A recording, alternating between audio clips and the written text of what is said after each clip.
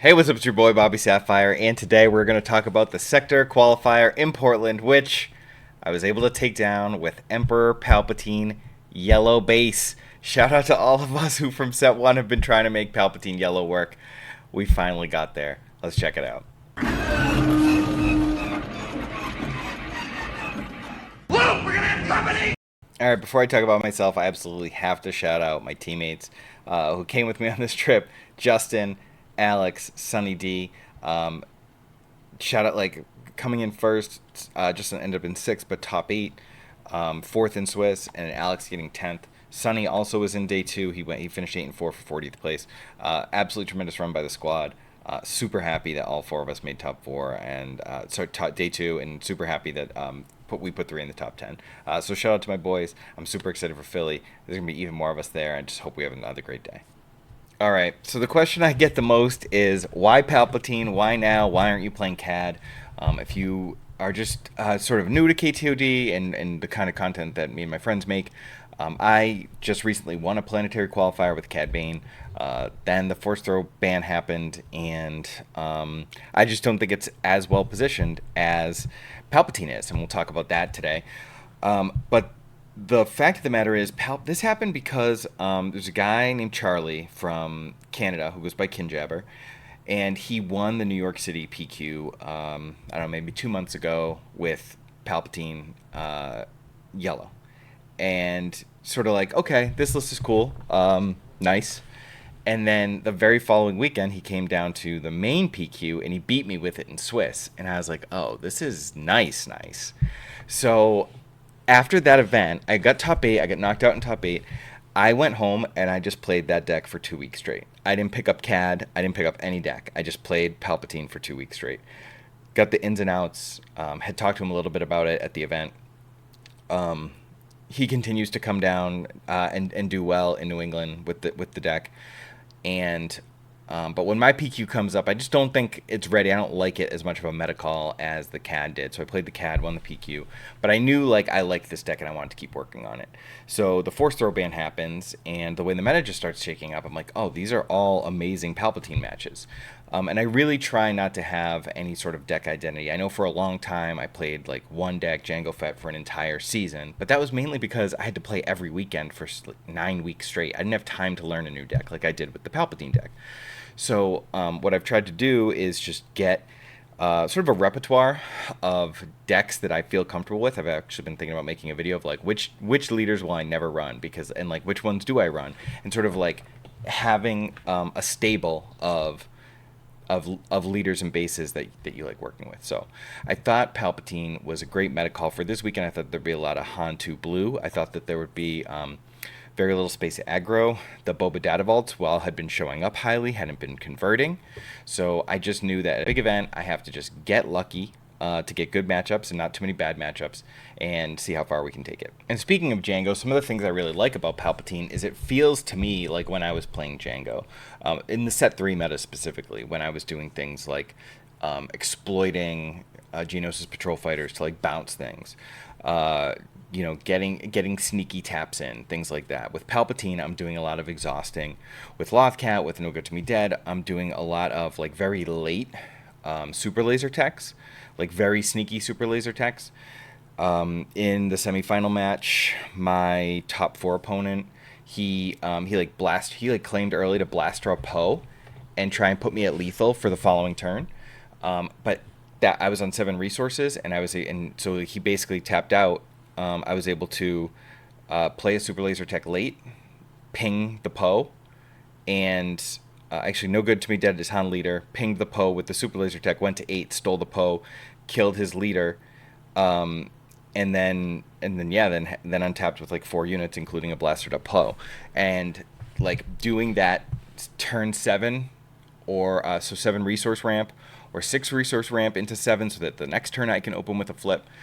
Those kinds of things won me games all weekend. And because the meta isn't really super aggro, I just got handed a lot of matchups that I felt were very favorable just on paper, before you take into anything else into account.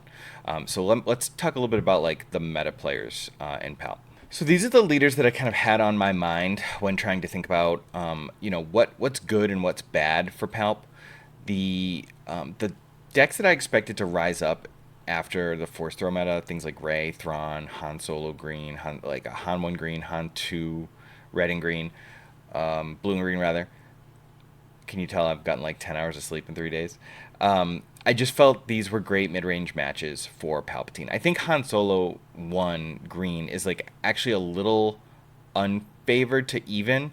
I think I got really lucky playing against Justin in top 8, but I think like the blue version is very favorable. And I was expecting a lot more blue than what I saw. The Vader is sort of 50-50. If you watch the round 12 match between me and Yakko, top 8 Galactics, Matthew Yakobina, I got I got steamrolled game 1. I got incredibly lucky to get game 2 with a miracle top deck, and then game 3 I drew all my interactive stuff, my EMP, my ISB agent, all 3 of my P38s. Like, so when you hit those things, you're good. But decks like Han 4, like, it's winnable, but it's tough. And Kaz red, Sabine yellow, those are what I consider to be like unwinnable. I actually probably should have Sabine on this slide, but we'll talk about Sabine when I talk about my run. But people keep saying, Sabine ECL, it's got to be so tough for Palp. Actually, Sabine ECL isn't that tough for Palp. It's the space race that's really tough for Palp. That's why, like, Kaz, Wedge, Han 4, a Han green that goes heavily in space, a Vader, when you don't draw the right interaction, can be really detrimental to the win rate. Sabine yellow. That's why I had the EMP in the sideboard and the 2 Eager Escort fighters. And then if we're just taking a look at the day 1 meta, this is just like the top 10 decks. Like, feel very good into Han Blue Force. Like, one of the best matchups. And when it's the most played deck, and you can bring a deck and say, like, okay, the most played matchup is my best matchup. Like, that's great. I only saw 2 Han 2 blues. One in Swiss, I think only one in Swiss, and then one in Top Cut. But obviously, I was hoping for like mono Han 2 blue if I could. And of course, not every deck is like, it's not 100% win rate, but like, it just feels like it's very difficult for them to get there. The Cad Tarkentown, even though I got smoked by Charlie, in playtesting, I find that it's a lot closer. I just like probably didn't have I didn't know what he was going to be doing to me when I played that matchup, and also like when you're playing CAD 1-drops and they start ISB agent, it's just very strong. Boba Dadavault being 3rd and Sabine being 4th are definitely a little scary, but the Boba Dadavault conversion rate has been so bad that I thought it would fall in terms of just day 1 meta played, and it did. It was 3rd, but like last week it was higher in the first weekend of PQs. Last week it was number 1. And then I do find that, like, when people are very skilled with navigating the matchup and know specifically how to beat Palp, it can be a very difficult matchup. But when people are just sort of like running guys out there and not and like ramping instead of building a board, then I find it's quite, I wouldn't say quite easy, but it's quite winnable for Palp yellow. And then Sabine ECL, like I said, the damage just isn't there because you can interact with it so well. As long as you're doing things like I Bazined his Fleet Lieutenant and then played a P38. Finding ways to take initiative is really important. If you watch some of my stream matches, like against Anakin, I just played an Aura Sing knowing it would die, but also knowing that it would get me the opportunity to play a Super Laser Tech.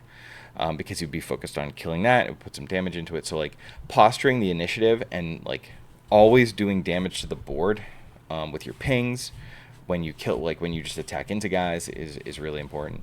But anyway, back to the meta. Han green, like it was like I felt that and Vader were 50-50, and then Kira, Han blue, Iden, I feel very good into those. Gar ECL, I thought I was going to be good into, but I got beat pretty badly in Swiss by Gar ECL. So. Might need to, what is that line from Spider-Man? Examine my personal biases about that one. But this is where Palp really shines, is once we start looking at the day 2 meta here. But Han, all of these Hans at the top, Anakin, the Kylo Tarkentown deck is not one that I expected to show up, but obviously like a good team took it to the event, and all 3 of them made day 2. So, like, that's a thing. It's like it's an interesting thing, right? Because like if that team didn't go, or you know, like that deck wouldn't be there because like no one else did it and no one else does well with it, or very few people right now are looking at it. But like if you just go down this list, it's all unit decks, and not space aggro decks. Like there was one Kaz, there was I think one Han 4, just all the things that I was really worried about just kind of disappeared on day two, and that's and then if you take a look at the top 8 bracket, like that lined up perfectly for me. Other than I had to play my best friend in the top 8, and he got incredibly unlucky. Like I absolutely expected to get steamrolled by Justin. He was on an absolute heater all weekend. I'm gonna make myself bigger for a minute. He was on an absolute heater all weekend, and his opening draw. In game 1, I was able to Bazine his only play. He fell way far behind. Game 2, I also bricked his 4 resource turn. And while he did have like a pretty good space lane early in the game, I was able to. Well, I guess I'll talk about this, but anyway, I thought I would get rolled. But the rest of this top 8 is perfect for me. A bunch of Hans, a Cad, and a Kira. Like those are the matchups that I expected. Those were the matchups I wanted. And a lot of people have opinions about matchups, and when I talk, I'm only talking about it from my own point of view. I'm not speaking, like, I don't have a data sheet up here and know all the matchups on all the Palp Yellow players. I'm saying that, like, these were the matchups I wanted. I really, if you're new to this channel, and new to KTOD, I'm not telling you what to do. I'm telling you what I do and how I approach things. And, like, yes, you could say, Bobby, you're wrong. I think you're dead to cure Databall. That's fine. But I have a game plan, and it worked on the weekend, so I feel pretty good about it. But sure, in a vacuum, things can go a lot of different ways. And if you have a great game plan as the Kira Databall player, then maybe you feel great about the matchup. So it's really, and that's what we're doing, right? That's like we're playing card games. This is the name of the game. We're preparing. We're trying to prepare the matchups, and we want to have a game plan that other people think is like wrong. Like I know the Hantu Blue player, Dylan, went undefeated all the way to the top 4. And he beat both my teammates, Justin and Alex, for with Han 1 green. And we kind of like that. We know that like Han 2 blue can be tough, but we kind of like that matchup. But Dylan had a really interesting aggro game plan to go wide, and it steamrolled them. And that's the game. It's all right. Can I play this deck? Can I figure out like how to navigate it in a way that people don't expect? And then I think this is the last why Palpatine slide. So before I go, I just want to say speaking to what I said in the intro, I've been trying to play Palp Yellow since set 1. But I've never been the kind of person who's like, I need to try this when it's not ready. I felt it was ready, and that's in large part because of Charlie Kinjabber. So I want to shout him out. I texted him. I was like, hey, can you talk to me about your list a little bit more? Can you talk, can we litigate some of these choices? I felt very strongly about Fennec. He feels very strongly about Maul. But that aside, he convinced me to play the 3rd sneak attack. And that was huge. And just kind of talking through why we both don't like Waylay, and finding people who play a deck and hitting them up and talking to them about it is just really great. This community is great, and you can generally find people who want to talk to you about cards. So all in all, it's just been great. All right, just going to talk about a few things with this deck list. Again, shout out to Kinjabber for putting this on the map and showing me the way. The way he described it to me the first day we met was he said all these cards work in alone. They don't need anything else to work. Outside of ISB Agent, everything can just operate on its own. You don't need to barrage something, right? You just have the one thing that does its thing, and if the resource count behooves you to sneak attack it so you can cycle it, then sometimes that's really good. It's really good against the aggro matchups. Legacy Run won me so many of these mid-range games, especially with sneak attack. You fall behind, sneak attack a Legacy Run. If they have a ship, maybe they have a red 5, you get to do the 3 damage to that and then 6 more elsewhere. You use it to set up your Palp Flip and steal something. Legacy Run was the huge game changer. The other one is Lothcat, just having more exhaust in the form of a unit that you can cycle, and it exhausts twice. So it's not quite as good as No Good To Me Dead when you think about how much damage it can save you, especially against a leader that's otherwise tough to deal with. Being able to use Lothcat to cycle and Like draw a card and exhaust is huge. I mentioned Fennec Shand over Maul.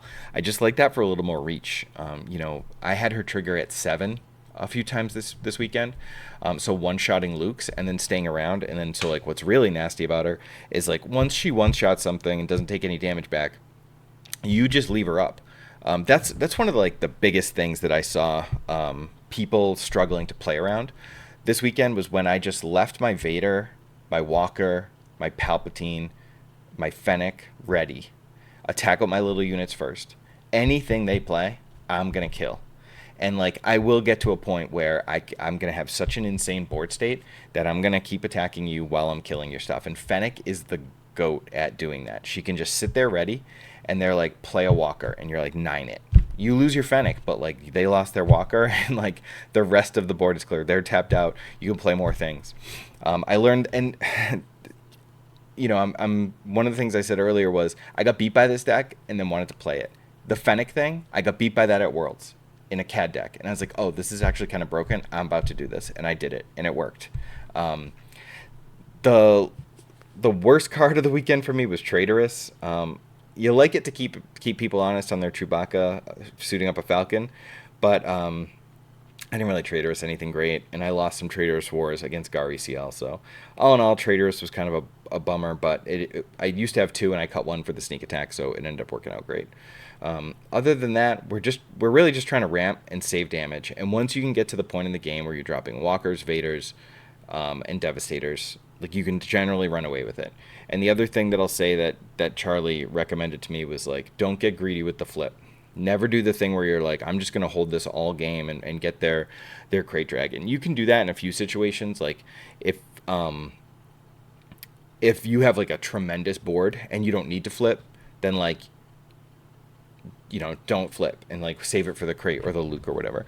But otherwise, I'm usually just like stealing whatever they got and making the most of it. Like I won't steal a 1-3 or something, but I'm trying to steal something substantial. And I think like one time this weekend I had to flip and not steal anything against the Gar ECL and still lost. So, and then Change of Heart is cool. It's like a removal spell. It's like a Rival's Fall, but you get to draw a card when you cycle it. So it costs 1 more, but oftentimes it works best when you claim even a little bit early.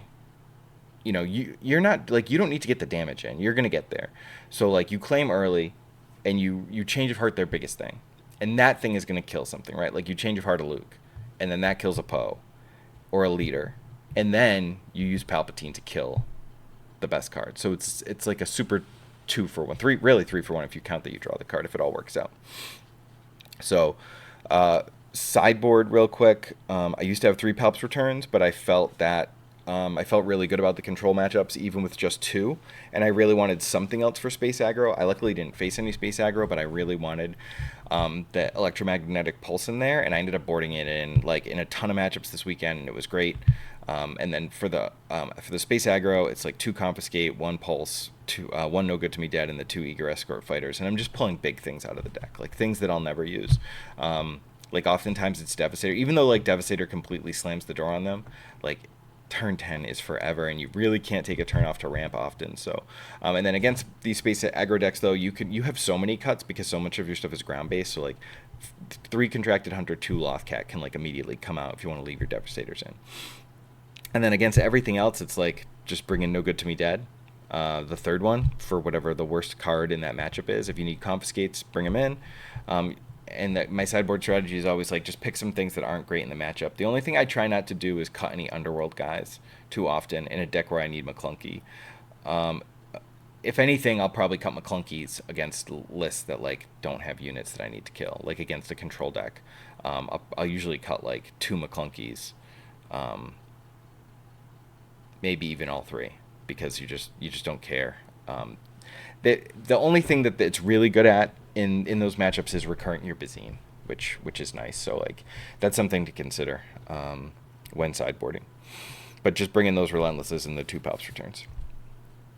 And if you have any other questions, just hit me up in the Discord. I'm very active in the Palp Yellow thread. So and there's tons of video of me playing it, both from this weekend and in our weekly tournament that I stream every Tuesday. All right, and then talking about the run, I get to play on the overwhelming barrage mat all weekend, and I took pictures just about every round until I got too tired to remember. But my favorite matchup of the weekend was that Chimera mat. The Thrawn had the Chimera, the Palp had the OB. That Sabine one up in the top right too is great. I get to play against Tyler, who had the top 32 Vader mat from Worlds. That was really cool. But the OB mat was just like, it was so good. And like playing it in one event and then winning the event is so crazy. Because like now is it my lucky mat? Like I think I might have to keep running it. Look for it in Philadelphia next weekend. And then here's what I played in each round. So I started against Sabine ECL, and definitely a spooky match to start the day with. But like I said, like the sneak attacks are so huge. Like being able to sneak attack a P-38, sneak attack a early contracted hunter, so you have the resource to cycle it and kill a 3/5. Like that's so huge. Sneak attack the legacy run.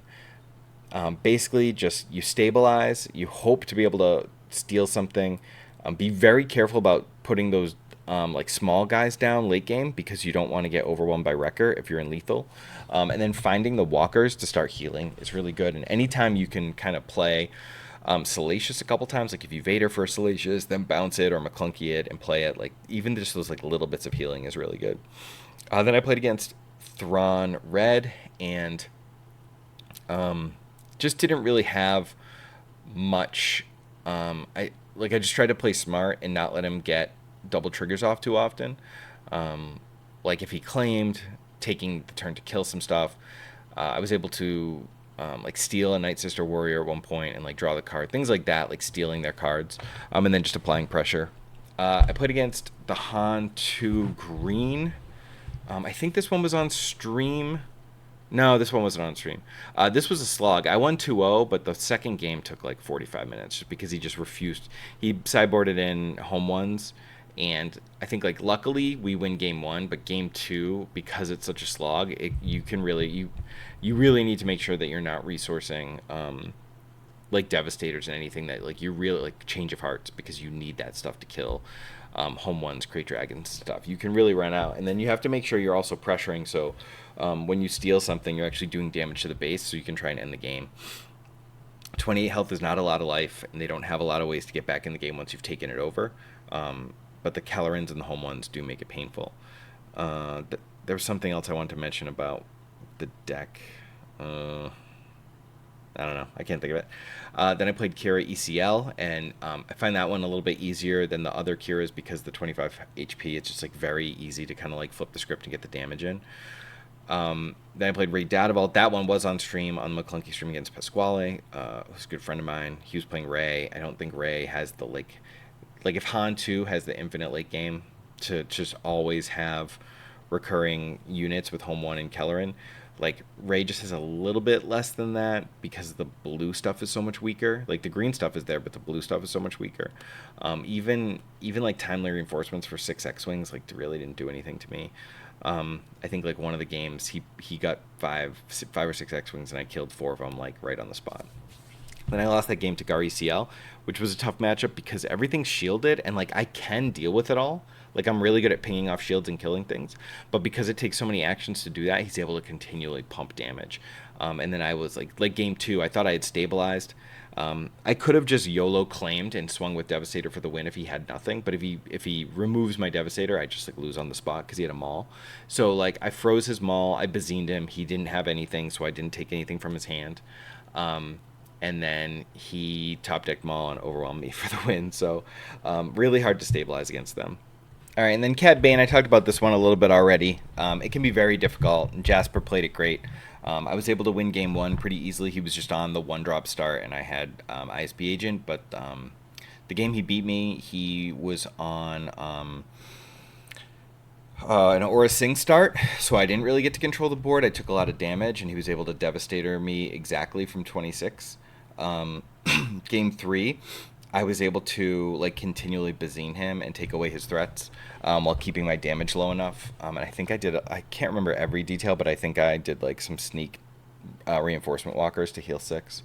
And then the final round of the day, I played against Tyler, my friend from McClunky, and he was on Hantu Blue. And if you looked at the picture from the previous slide, like, that's what happens against Hantu Blue. Like, they really just can't pressure you enough. And then when you get to that that Palpatine flip turn, you just have so many things on board, and they don't have enough removal. You know, they got like 2 Fells and a Luke. And that game specifically, he like took 6 resources to Rivals Fall my Palp, but by that time I already had his Anakin. I played a Walker, I played a Devastator. Like, you're just so ahead on board. Or Vader, I think I had a Vader. And then day 2, I started against Thrawn Data Vault, and I actually this was the backup game on stream, so I think it'll get posted as a recording. But like, I aggroed him. He didn't have any units, and I was just like, Aura hit for 3, P38 hit for 3, like Change of Heart something hit you for 6. Like, it just got like crazy aggro. Just putting pressure, stealing something and hitting. Then I played against Anakin, who I faced in the final, and he beat me 2-1. I just couldn't deal. I never drew my tappers for his Anakin with a lightsaber. And if you watch those finals games, he never got a buff Anakin.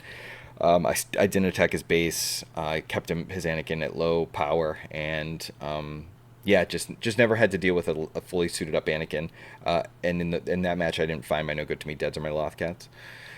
Then I beat a Talzin green in round 11, which, like, play that late and get a matchup like Talzin red. To get a matchup like that feels, without Force Throw, they really don't have anything. It felt it felt a little bit harder than Hantu Blue because their guys inherently remove yours. Like, Tyrannus is really problematic.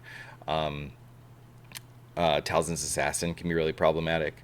But, I was able to steal like an old Daka because of like a sneaky ramp. He didn't think I was going to go to 8 on turn 5. Or turn 7 resources on turn 5, but I was able to flip and steal his Daka. And then I played against Vader yellow with Yakko, and I got absolutely steamrolled game 1, like I mentioned. Didn't draw a single interactive card. Game 2, I had to like really claw back. I had to resource 2 Devastators. He's got a million things on the board, including a Saboteur ship, and I was basically ready to scoop. Drew my cards for the turn, and the first one was Devastator, and I was just like, oh my god, I don't know if this will win, but it's the only thing that saved me, so let's just play Dev. I had 10 resources. I had to decide if I needed to go up to 11 or not, or I need to keep the cards in hand. So that's why I tanked and didn't just like slam it. But I played the Devastator, killed the Sab ship. He doesn't resource for the turn. He sends his Mining Guild tie into it, draws Overwhelming Barrage, but because he didn't resource, he only had 4 resources left. So he wasn't able to Barrage kill my Devastator. He came up 1 damage short. I swing with Palp, claim, swing with the Devastator. He doesn't have anything for my Palp. My Palp kills him. And then game 3, I drew the nuts. Just ISB Agent into Electromagnetic Pulse. Just the chef's kiss, perfect card. And then I drew all 3 P38, a sneak attack, and a Eager Escort Fighter, and he scooped because he didn't draw anything. And then top 8, I had to play Justin. Best, like, we've been playing cards, we'll talk about it, but like for 25 years, 26 years together. And facing in top 8 definitely sucked. I would have liked to have, but like, we got lucky. Like, we didn't teammate hit until no team kills until the 12th round when he and Alex faced, and then 13 with me and Justin faced. He just got really unlucky. I think like if we play that match 100 times, he probably wins like 90 of them, if not more. So he's just really good, and he's really good with that deck. And then in the semifinals, I played against Dylan, the guy who'd been undefeated up until this point. Luckily both my teammates faced him, so I knew he was playing it really aggro. And both games, I was able to steal his Poe, which is like pretty devastating because Poe, not only can he do just mass amounts of damage, but he can also disrupt his hand. He can kill 2 things with his discard effects. He can, like, so it just got bad. Like, and he got me close, but because I just focused on like ramping and killing his stuff, and I think it's such a positive matchup that I was able to get there. And stop his run, but it was an insane run, so shout out to Dylan.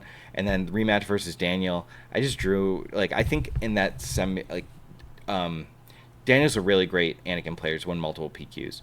I think I must have drawn pretty badly in Swiss because the finals match, he had me on my back foot, and I had trouble turning the corner and closing the door, but I never felt unsafe. Like I never felt like I just against decks like that are going to play Crate Dragons, I just make sure I flood the ground with attack power so that I can kill the Crate Dragon without ever spending a resource, or like at most one, or at least nothing that's going to put me at lethal.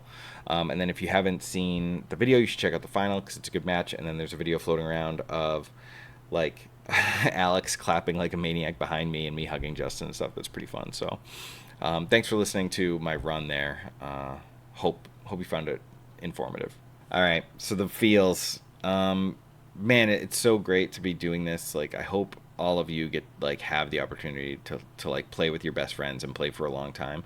The picture here on the right, like that's me and Justin playing at the national championship of Star Wars CCG.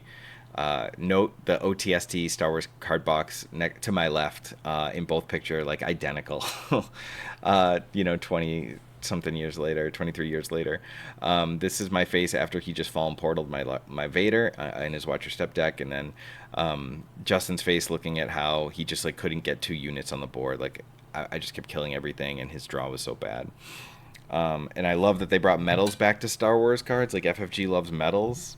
I've really missed the medals. Like this was the World's medal from 2018, and then they would do this for the North American Championship top 16s and stuff. So like I really love Star Wars medals. I'm hyped to get one. It says champion on it. It's pretty sweet. And then I'd be remiss to not mention just that like my father passing away this summer. I've played 2 tournaments since, and I've won them both. I don't know what that all means. I guess I'm still sorting through it, but I don't know. I don't know what to say. It's felt good winning. I just played this game for so long not winning anything, and to win feels rewarding because when you feel like you put in the time and you've built something like a good team and made good friends, that it makes the winning that much sweeter when you get to like go out after and celebrate with them. And it was me this time, but when it's my friends, like when it was Ophir in Minnesota, or it's like one of my friends, it's like Alex winning a PQ for the 10th time or whatever, it always feels good and makes me appreciate that there's people that are doing that with me when I win, because I just haven't been on that side of it that often. So I just really appreciate my friends, and yeah, that's how winning feels. All right, what's next? For me, it's the Philadelphia Sector Qualifier next weekend. Yes, I'm running it back to back. Yes, I flew from work. I left work to go to the airport, flew to Oregon, played 2 days of a tournament, went right to the airport after the tournament, flew home on an overnight. I just took a 2-hour nap making this video.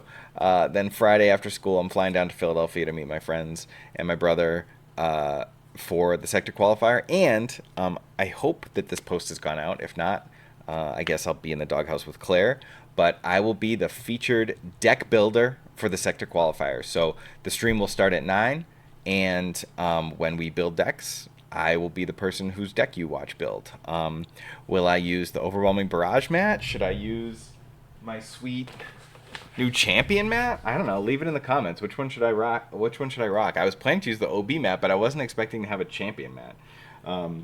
So yeah, we're going to try and run it back. And shout out to McClunky and shout out to FFG for stepping up and helping McClunky get the stream up. Like they went to great lengths to get SCG to hook them up.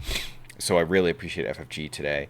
I did call him out on Underwhelming Barrage a couple weeks ago. So so look for me in Philly. Come say hi. If you play against me, I have a Force token for you. Feel free to remind me because I definitely forgot a few rounds. Had to chase people down this weekend. But if you're still watching this, thanks so much for watching. Thanks for following this journey. Thanks for supporting me. Or if you're only here to hate me, thanks for that too. I hope everything's good with you. See you in Philly, and good luck if you're going to Bilbao. In any of those regional championship events, there's 2. That's cool. And we'll talk about I had planned to talk about the limited meta, but then I went and won the tournament, so kind of derailed. But if you're in our Discord, please hit me up. Let's talk about the limited meta before Philly. All right, thanks for watching.